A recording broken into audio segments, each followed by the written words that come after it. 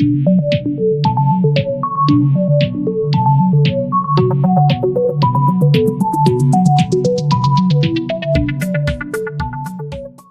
everyone, welcome back to A Couple Books. This is Couple. Today we are continuing our top 5 series, and today we're doing the top 5 horror books that I read in the year 2020.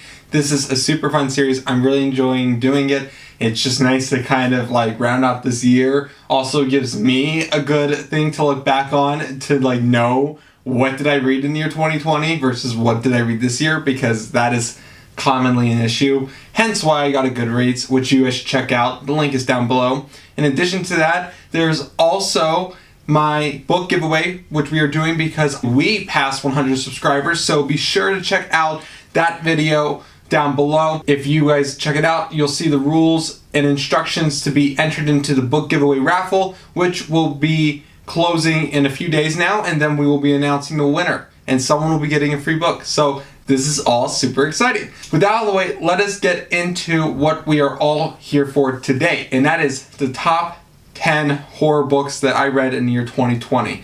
This was a super fun year for reading horror, mostly because it was my first year really reading horror for the first time, and I really enjoyed it. I thought it was so much fun, and I love the genre like a whole lot, like a lot. I really like the genre. So we will be continuing the genre in 2021 for sure, without a doubt. But I just wanted to summarize what I read so far this year and what got me into the genre. So this is in no particular order, but number 1 on the list is going to be Hex by Thomas Orde Wald. This book is a super fantastic book for multiple reasons. But first, let's get into what is it about. It is a story about this family, which is a father and mother and their children. And this family lives in this town. And this small town is on the East Coast. It's one of those towns, you know, where everyone knows everyone, everyone's in everyone's business, and all the shops are like family-owned businesses. So like real small town vibes going on here. This small town, though, is slightly different. Yes, all small towns are weird. All small towns have their urban legends and their knacks, but this town's urban legend is actually there and alive, and it is their witch. A few hundred years ago, there was this witch who lived in the town. She was hanged. She was hanged to death for the murder of her children, I do believe, and she didn't really die, which was a kind of an issue. And then she kind of started cursing the town, which is not good news for anyone. So they decided to sew her mouth and eyes shut so she couldn't be a possible hazard to the community any longer. Unfortunately, it is now a few hundred years later, and we're in present day, and this witch is still around, and she walks around and she's chilling and she's just doing her own thing. She is still a very bad person, and she is a witch, and she is evil, and if she could, she would probably completely decimate the town. But because her eyes are sewn shut and her mouth is sewn shut, she can't use any of her spells. She isn't that dangerous anymore, but you still want to be hazardous around her. So the people of this town all live here, and they all deal with this witch, and she just walks around, and they all have this app called Hex, which is created by the organization called Hex, and this organization and this app, its main and sole purpose is to monitor the witch's activities so that the people in the town can go about living their lives as normally as possible. But it's also there so that the organization Hex can prevent anyone from outside from learning the truth about the witch and realizing that there actually is a real witch living in this town who's still like wandering around. We enter in this town with all this happening, but we come to learn that some of the teenagers in this town are kind of getting tired of it because it's kind of a tyrannical local government. There's a lot of laws in place, there's a lot of rules in place, the punishments are extreme, and that's all so that the town can keep its deep dark secret of this witch. So, which makes sense, and we can all agree it makes sense, but these teenagers are very confused why they have to live with these rules, why they have to live their life this way, and so they start going out of their way to try and expose this witch, get her on camera, kind of get the word out there about this witch, so hopefully maybe someone has the answers to solve this town's curse. You may say, why don't these families just move away and abandon the town? Well, they literally can't, because if they do, they will all kill themselves, because that is part of the curse of the town. So it is a very interesting book. I really enjoyed it. I thought it was really good. I loved the whole concept of like this witch that's like living in modern day society, but they're trying to avoid it. I loved also the ending, which I will not tell here to try and keep it spoiler free as possible.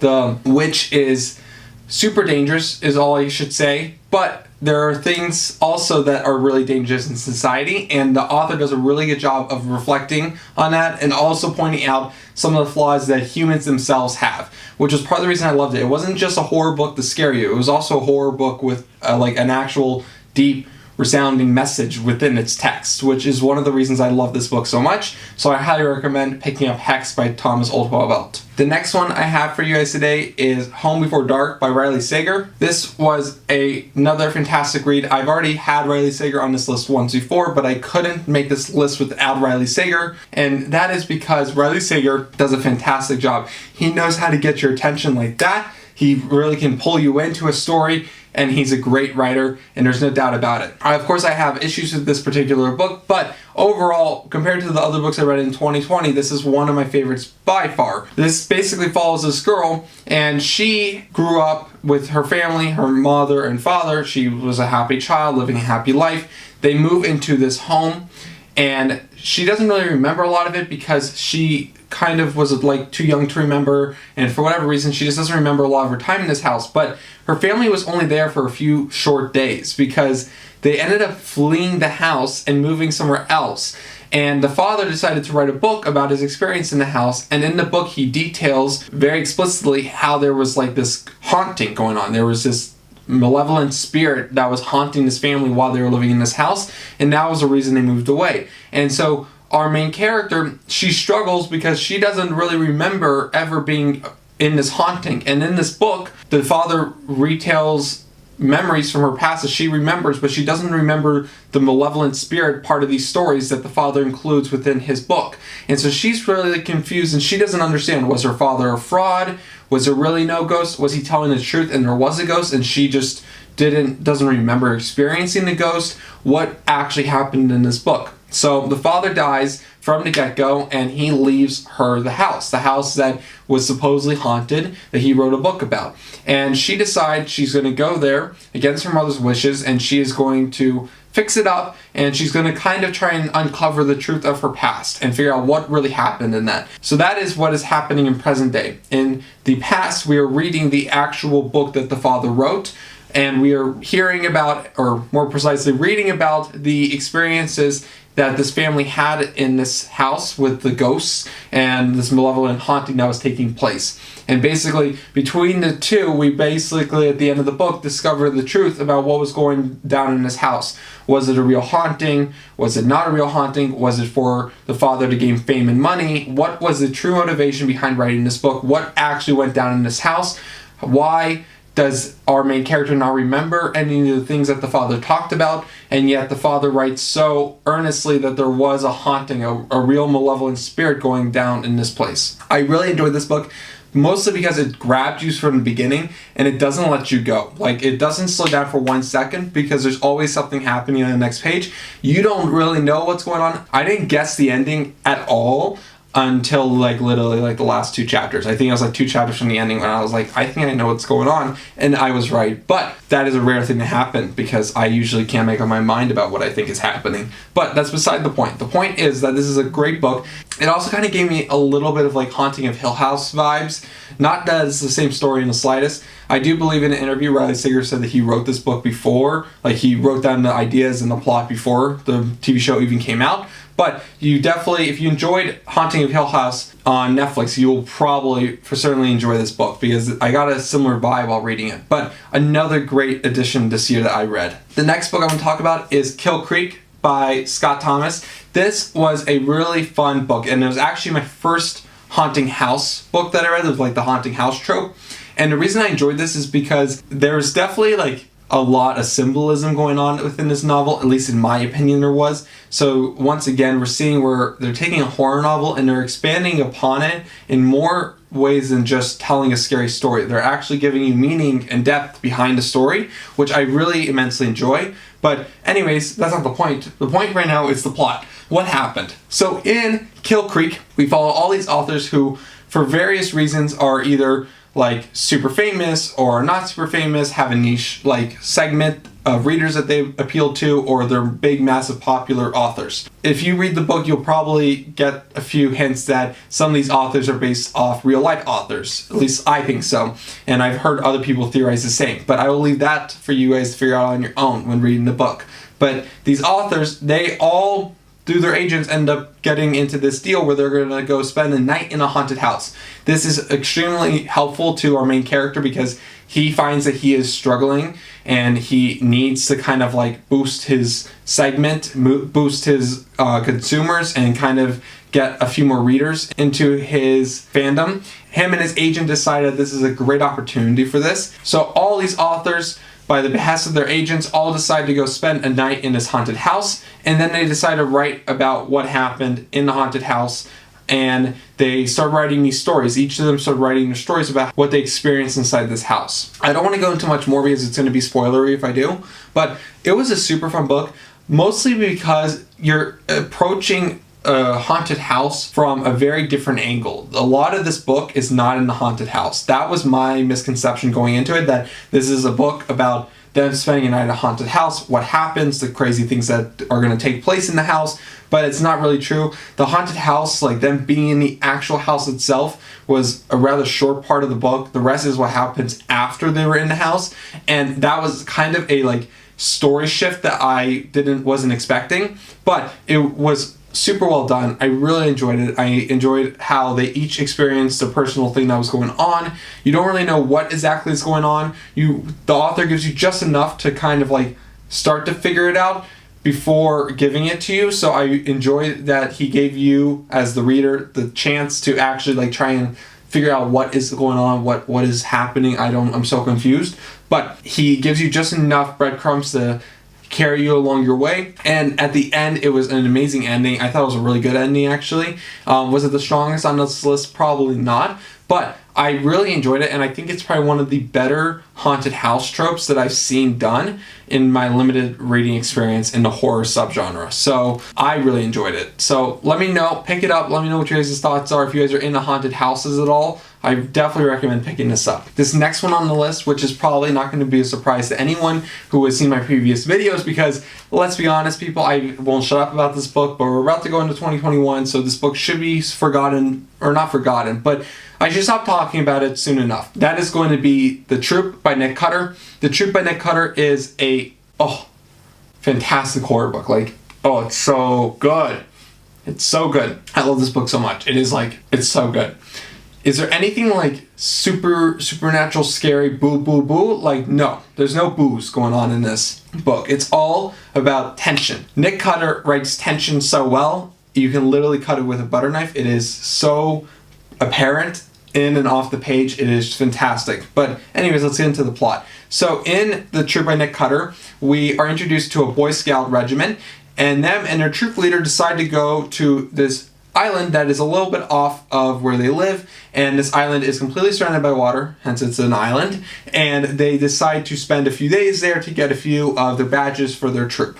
And so they all go there, and while this is going on, there is a man who is like super sick. And we don't really know what's wrong with him. We just know that he's like really hungry. And he is currently on his boat, fleeing from we don't know where, heading towards the island himself, not knowing that there were other people on this island. So he is on his way to the island. The troop just got to the island, and they are going to do, typical Boy Scout things, go on hikes, learn how to start fires, these types of things to get some of those merit badges. Basically, the guy who's really sick gets to the island and is discovered by the troop leader. It basically just goes bananas up from there. It is not good. Nothing that happens in this book is good. It is all bad. It is very, very bad. But I loved it. I loved every second of it. I thought it was really good. I'm not going to say anything more about the plot because I think it's worthwhile discovering the story while you're reading. But I think that's enough to entice some of you. Like, if you guys are into literally the feeling of seclusion and like being trapped on an island, like, pick this book up. If you guys are into diseases, which I know with COVID not all of us are going to be, this is a great book to pick up. There's so many fantastic things that are going on in this book, and them in themselves may be scary, but with how Nick Cutter combines it all, it's not that there's any jump scares, but it's just non-stop terror. you are just gripped by like nonstop terror while you're reading this book. I really enjoyed it. I thought it was absolutely fantastic. I think I gave it 5 stars. Like, I love this book, and it really creeped me out, especially with COVID and viruses and stuff like that. It really got to me. I went vegetarian for a few days because things that happened in the book, which I will not mention, but oh my god, heebie-jeebies galore. It is a fantastic read for those who are into the icky side of horror. It is body horror to the max. It is everything to the max for the most part. And the scariest part about it is none of it's supernatural, I don't think. Yeah, none of it's supernatural in the book. So legit, it's like all very feasible to imagine, which is like super duper scary, people. Super duper scary. Okay, next book. Okay, the last book I have for you guys today is going to be a little bit of a different type of horror than the last 4 I listed off. While the last 4 listed off were all different types of horror, from haunted house tropes to survival horror, like this one is more on the comedy side of horror, and that's going to be Tales from the Gas Station by Jack Townsend. Oh, I loved it. I was not planning on picking this book up in December. I literally read all 3 books like in 1 week. I love the series. I thought it was fantastic. It is basically comedic horror where we follow this guy named Jack. Jack lives on the edge of town. He is a gas station clerk, and he just, gas stations are notorious for having weird things happen in them. Like, let's all be honest. We've all seen 1 or 2 weird things happening at a gas station, and he's a clerk, so obviously he sees this stuff all the time. The difference is that the stuff that goes on at this gas station is like a tad bit extra abnormal. It is the weirdest stuff you've ever seen. They've got like super powered raccoons running this gas station. They have like crazy assassins involved in this gas station. And there's a murder cult in the backyard of this gas station.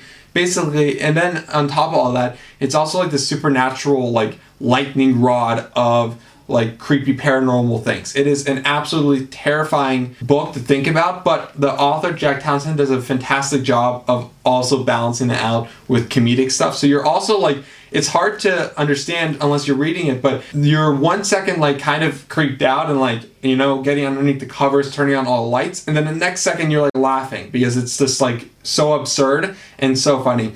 The author does a great job of pulling a lot of different horror elements together, anything from like eldritch, world-ending Lovecraftian monsters to just like your standard typical ghosts. Like, they have a little bit of everything in this book. I think it's an appeal to anyone who likes horror but is kind of looking for something refreshing. For anyone who's not really into horror, I think you could pick this up. In terms of the scare factor, I think it's probably the least scary book on this list, and I don't think that there were a ton of jump scares or anything super scary because the author does such a good job of balancing out with the comedy factor. I love the first book, and I thought it was great. I do a whole series review in an earlier video, which I can also post down below for you guys to check out. But those are my 5 horror books that I read in the year 2020. These are my top 5. I've read, of course, I think like 50, but not actually. But this is one of the best by far. I recommend everyone check out at least one of these books in the year 2021 if you've not read any of them before. They were all fantastic reads, and that is why they were my top 5 for the year 2020. This was actually the easiest list to compile compared to my other lists, because while I read a lot of great horror, these are definitely by far the best that I read in this year. So please check them out. Don't forget to let me know what you think about my recommendations in the comment section down below. Have you read any of these books before? What are your thoughts on these books? Are there any books that I'm an idiot and forgetting about that I should have put in this list? Please don't hesitate to let me know down in the comment section down below. Also, while you're down there, don't forget to like and subscribe. And I want to thank you guys all so much once again for the 100 subscribers that we passed this week. So with that all being said, thank you all. Have a wonderful day, and we will be seeing each other very soon. Bye.